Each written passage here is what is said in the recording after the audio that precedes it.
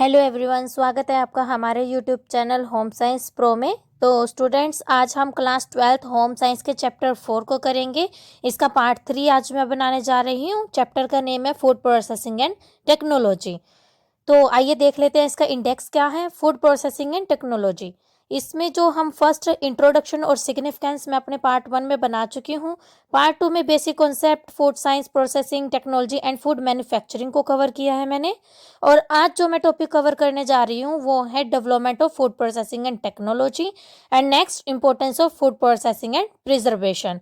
तो आइए अपना वीडियो आज शुरू करते हैं और सभी पार्ट्स आपको मेरे यूट्यूब चैनल पर मिल जाएंगे। Development of food processing and technology, खाद्य संसाधन और प्रौद्योगिकी का विकास, आज हम इस बारे में बात करते हैं। 1810 में निकोल्स एपर्ट, जो निकोल्स एपर्ट है एक रिसर्चर है, इसके द्वारा खाद्य पदार्थों को डिब्बा में बंद करने की प्रक्रियाओं को विकसित करना एक महत्वपूर्ण घटना थी। जो 1810 में निकोल्स एपर्ट थे, इन्होंने खाद्य पदार्थ, जितने भी खाने वाली चीजें हैं, उनको डिब्बों में बंद करने की प्रक्रिया को विकसित किया था। मतलब कि पैकेजिंग वाले जो प्रोडक्ट होते हैं उन्होंने विकसित किए थे। खाद्य पदार्थों की डिब्बा बंदी को खाद्य संरक्षण तकनीक पर गहरा प्रभाव पड़ा। जब इन्होंने ये काम किया तब क्या हुआ, जो ये संरक्षण था, स्टोरेज थी, जो एक टेक्नोलॉजी थी, एक तकनीक थी, उस पर इसका असर पड़ा था। लोगों के सामने ये चीज आई थी। वर्ष 1864 में लुई पाश्चर, अब पहले था निकोलस एपर्ट जिन्होंने डिब्बा बंद की शुरुआत की, और ये है 1864 में लुई पाश्चर, जिनके द्वारा अंगूरी शराब को खराब होने से कैसे बचाएं इसका वर्णन किया गया था। जिन्होंने खाद्य प्रौद्योगिकी को वैज्ञानिक आधार देने की शुरुआत की थी। किसने की थी? लुईस पाश्चर ने। और सन क्या था? 1864। और इनके द्वारा हुआ क्या था? अंगूरी शराब को खराब होने से बचाए जाने का वर्णन हुआ था। लुई पाश्चर ने ही विभिन्न प्रकार के खाद्य जनित रोग जो खाने वाली चीजों से उत्पन्न होते हैं, वो वाले रोग और उन जीवाणुओं को नष्ट करने के लिए पाश्चीकरण या फिर निर्जलीकरण विधि को विकसित किया था। लुई पाश्चर ने ही किया था ये 1864 में। अंगूरी शराब को और जितने भी खाद्य जनित रोग उत्पन्न होते हैं, जो जीवाणुओं को नष्ट करने के लिए जो प्रोसेस अपनाई पाश्चीकरण की, वो भी इन्होंने ही विकसित की थी। तो इनके द्वारा दो तरह का कार्य किया गया था, एक पाश्चीकरण की प्रोसेस और दूसरा अंगूरी शराब को बचाए रखने के लिए जो प्रोसेस इन्होंने अपनाई थी, वो दोनों काम क्या है इनके द्वारा किए गए थे। ये लुईस पाश्चर जी की एक पिक है जिसको आप देख सकते हैं। आगे बात करते हैं हम पाश्चीकरण विधि की। पाश्चीकरण विधि खाद्य पदार्थों को सूक्ष्म जीवों से सुरक्षा प्रदान करती है और इसी क्रांतिकारी कदम को लुईस पाश्चर जी ने उठाया था। पाश्चीकरण विधि क्या है? खाद्य पदार्थों को, जो सूक्ष्म जीव छोटे छोटे होते हैं, जो आंखों से दिखाई नहीं देते, उनसे बचाए रखने के लिए उन्होंने एक दिशा में क्रांतिकारी कदम उठाया था। खाद्य प्रौद्योगिकी का जो प्रयोग है वो 20वीं सदी की शुरुआत में सेना की आवश्यकताओं की पूर्ति के लिए किया गया था। जो सेना है हमारी, उनकी आवश्यकताओं को पूरा करने के लिए जो है इस प्रोसेस का उपयोग 20वीं सदी में किया गया। इसके बाद दोनों विश्व युद्ध, जो दो विश्व युद्ध हुए हैं हमारे, उन दोनों विश्व युद्ध, अंतरिक्ष अभियान और उपभोक्ताओं के द्वारा विभिन्न उत्पादों की बढ़ती मांग ने भी जो है इस विधि को आगे प्रोग्रेसिंग पर बनाए रखा।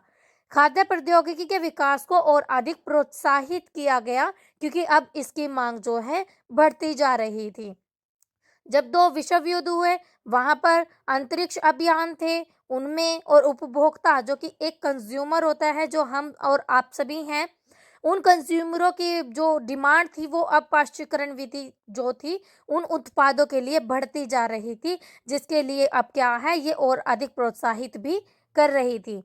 कामकाजी महिलाओं की आवश्यकताओं को विशेष रूप से पूरा करने के लिए भी इंस्टेंट जो है मिश्रण, जो है रेसिपीज जो है, उनकी डिमांड बढ़ गई थी। क्योंकि जो लेडीज घर से बाहर जाती हैं, जॉब्स करती हैं, फिर रात को वापस आती हैं, उनके पास इतना टाइम ही नहीं होता था कि वो खाने को प्रॉपर टाइम दे सके। इसलिए जैसे इंस्टेंट सूप है हमारा, किसी के पास नहीं टाइम है तो ये जल्दी से 5-10 मिनट में बनने वाली रेसिपी और न्यूट्रिशियस भी है। और पकाने को तैयार खाद्य पदार्थ जो ready to cook food items होती हैं, उनको भी इन्होंने विकसित किया था।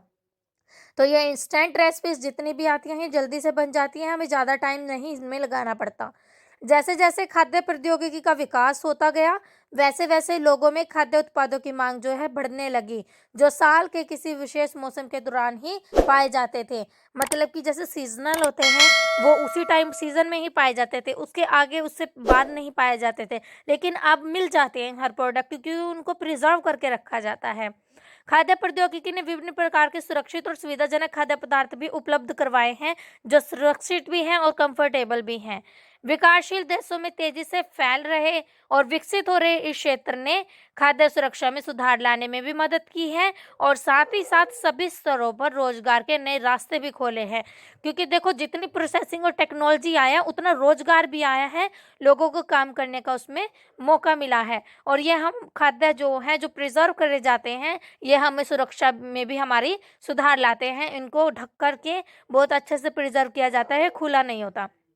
इम्पोर्टेंस की बात करेंगे अब हम संसाधन और संरक्षण का महत्व, importance of food processing and preservation की बात करेंगे, जिसमें फर्स्ट पॉइंट आ जाता है खाद्य संसाधन, जिसको फूड प्रोसेसिंग बोलते हैं, और खाद्य विनिर्माण, जिसको फूड प्रोडक्शन बोलते हैं। यह एक शाखा है, जो खाद्य संसाधन और खाद्य विनिर्माण की ही एक शाखा है, जिसमें वैज्ञानिक ज्ञान और प्रौद्योगिकी का उपयोग करके कच्चे माल को मध्यवर्ती स्तर पर तैयार किया जाता है। मध्यवर्ती स्तर होता है मीडियम, जिसको हम सेमी फिनिश्ड फूड बोलते हैं, जो पूरा बना हुआ नहीं होता, आधा बना हुआ होता है। और या फिर तुरंत खाने के लिए तैयार खाद्य उत्पाद, जिसको हम रेडी टू ईट फूड बोलते हैं, आइटम्स, उसमें भी ये जो है इसको बदल दिया गया है। किसने बदला है? हमारी फूड प्रोसेसिंग और फूड प्रिजर्वेशन ने। इस प्रक्रियाओं के द्वारा भारी, बहुत बड़े और जल्दी खराब होने वाले और कभी कभी खाए न जा सकने वाले खाद्य पदार्थ जो होते हैं, जिनको बल्कि पेरिशेबल्स और इनएडिबल फूड आइटम्स कहते हैं, उनको अधिक उपयोगी, सांद्रित और लंबे समय तक स्थायी रहने योग्य बनाता है। और स्वादिष्ट खाद्य पदार्थों को पेय पदार्थों में बदलने के लिए विभिन्न प्रक्रियाओं का प्रयोग किया जाता है। जैसे कि आप जितने भी ये ड्रिंक्स पीते हो, जूसेस पीते हो, ये क्या होता है? हमारे खाद्य पदार्थों को ही पेय पदार्थों में बदलने की एक प्रक्रिया है, एक फूड प्रोसेसिंग है। और जैसे आप फ्रूटी लेते हो, फ्रूटी भी ड्रिंक है, एक तरह की सॉफ्ट ड्रिंक है, उसको भी कैसे मैंगो का फ्लेवर देकर के प्रिजर्व करके रखा जाता है और लंबे समय तक चलती है। तो ये हमारी प्रिजर्वेशन है। अब हम बात करते हैं खाद्य के खराब होने के कारणों के बारे में, कि किस किस कारण से जो है हमारे खाद्य पदार्थ जो होते हैं, खाने की चीजें जो होती हैं, किन कारणों के कारण वो जल्दी खराब हो जाती हैं। नंबर 1, खाद्य पदार्थ के खराब होने से तात्पर्य क्या है? वो पदार्थ या वो स्थिति जिसमें कोई खाद्य पदार्थ मानव उपभोग के लिए, मानव उपभोग मतलब कि ह्यूमन के इनटेक के लिए सुरक्षित ना हो, या उसे खाने से विभिन्न स्वास्थ्य संबंधी समस्याएं उत्पन्न हो सकती हो, वो वाली चीजें जो हैं खाद्य पदार्थों को खराब कर देती हैं। जैसे कि हमारे फूड में भौतिक, रासायनिक और जैविक रूप से हमारा फूड जो है खराब हो जाता है, उसमें फिजिकल केमिकल हजार्ड्स हो जाते हैं, जिसकी वजह से हमारी स्वास्थ्य संबंधी समस्याएं जो हैं उत्पन्न होने लगती हैं। खाद्य पदार्थों के खराब या नष्ट होने के लिए बहुत से कारक, जो बहुत से फैक्टर्स हैं जो उत्तरदायी होते हैं, जैसे कि फिजिकल चेंजेस, जिसको हम हिंदी में भौतिक परिवर्तन बोलते हैं। इसमें क्या होता है? भौतिक कारणों से आए परिवर्तनों में भोजन का जो रंग, रूप, स्वाद जो है खराब हो जाता है। भार दबाव के कारण फल या सब्जियों का ढीला या पिलपला पड़ जाना, वो क्या होता है? उसका फिजिकल चेंज हो जाता है, कि उसका बाहरी रूप, रंग जो है वो खराब हो जाता है, स्वाद भी खराब हो जाता है। सेकंड है हमारा केमिकल चेंजेस, रासायनिक परिवर्तन। अब ये क्या है? केमिकल। कई बार गर्मियों में दूध बाहर पड़े रहने से क्या होता है? फट जाता है।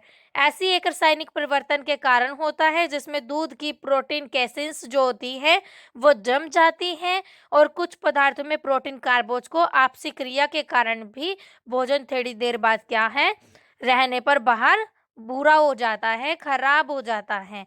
प्रोटीन केसिन की वजह से दूध फटता है हमारा, उसके जम जाने से। या फिर प्रोटीन कार्बोज की जब आपस में रिएक्शन होती है तब खराब हो जाता है। जैसे सेब को थोड़ी देर काटकर छोड़ देने पर वह भूरा पड़ जाता है। भूरा क्यों पड़ता है? क्योंकि ऑक्सीडेशन रिएक्शन हो जाती है। हवा के कांटेक्ट में आने पर उसकी जो ऊपर की लेयर होती है वो रिएक्ट करती है। चेंज ड्यू टू माइक्रोब्स, जीवाणुओं के द्वारा परिवर्तन।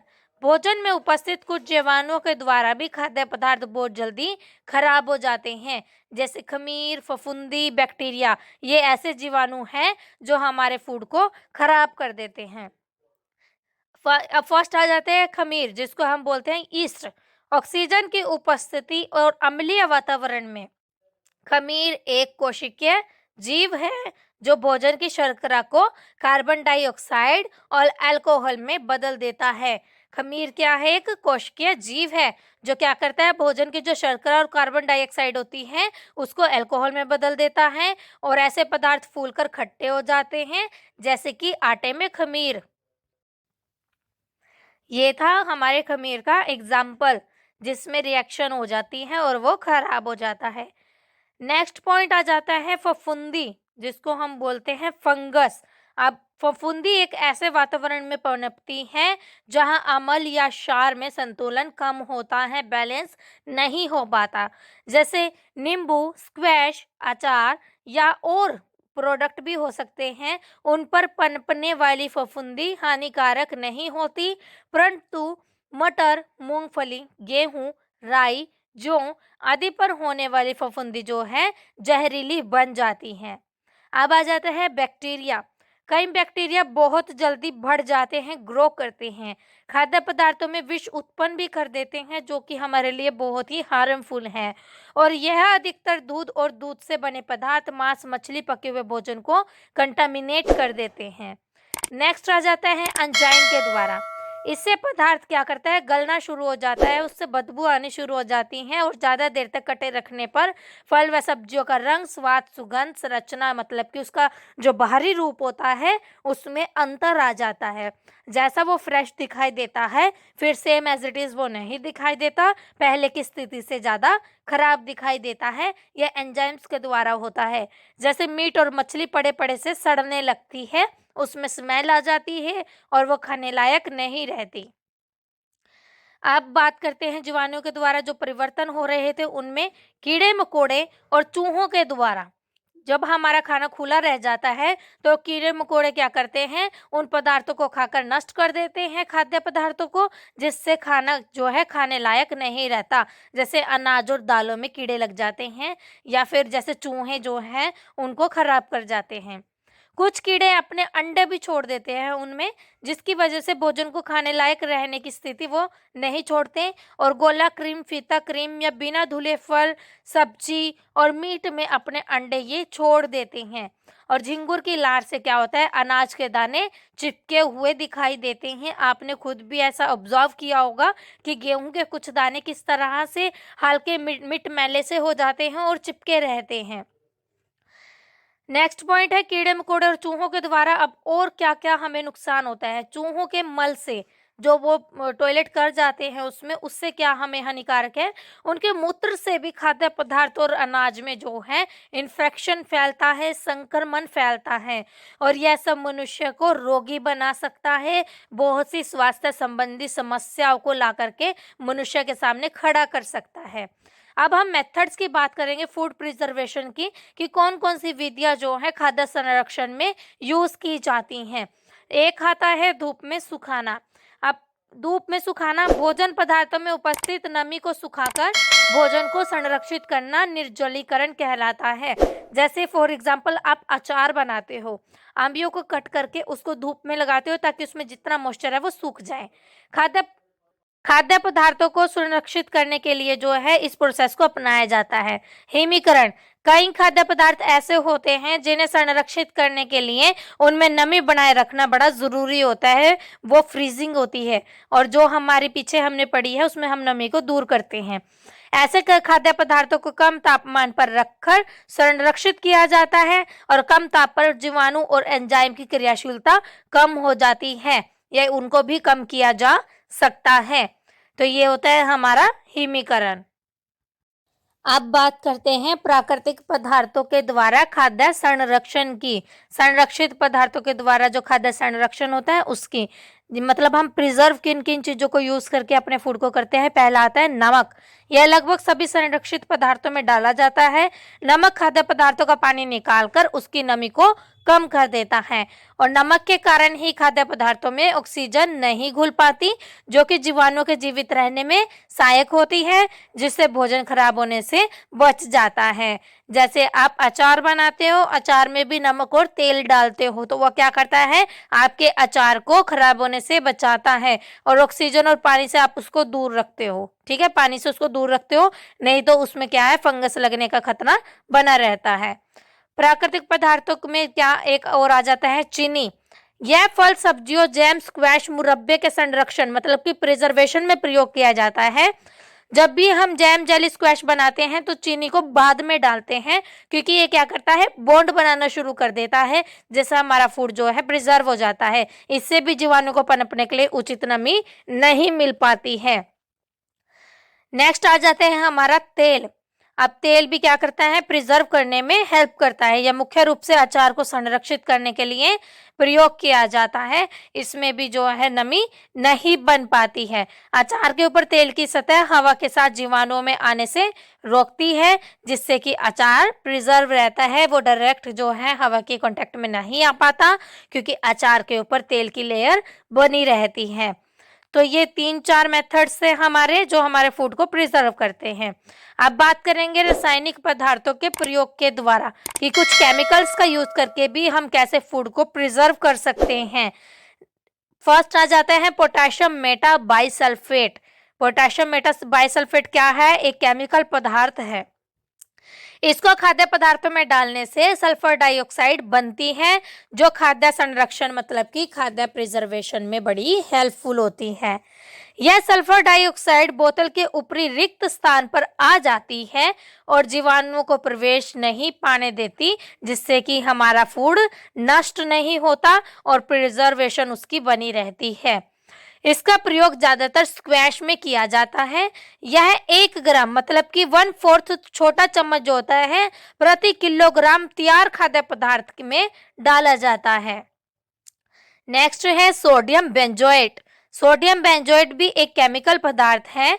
इसमें उपस्थित सोडियम बेंजोएट फफूंदी आदि लगने से रोकता है।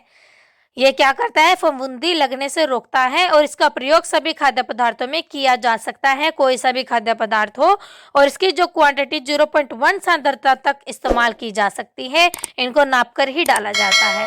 नेक्स्ट आ जाता है सिट्रिक एसिड। यह भी एक अम्लीय पदार्थ है, जिसका प्रयोग खाद्य संरक्षण में, खाद्य प्रिजर्वेशन में किया जाता है। ज्यादातर जैम, स्क्वैश के लिए इसको प्रयोग में लाया जाता है। तो आज का मेरा टॉपिक कंप्लीट होता है। आशा है कि आपके लिए ये वीडियो मेरी बहुत हेल्पफुल रही होगी, और कृपया करके मेरे चैनल को लाइक, सब्सक्राइब एंड शेयर ज़रूर कीजिए। इसके और पार्ट्स आपको मेरे यूट्यूब चैनल पर मिल जाएंगे। Thanks for watching the video.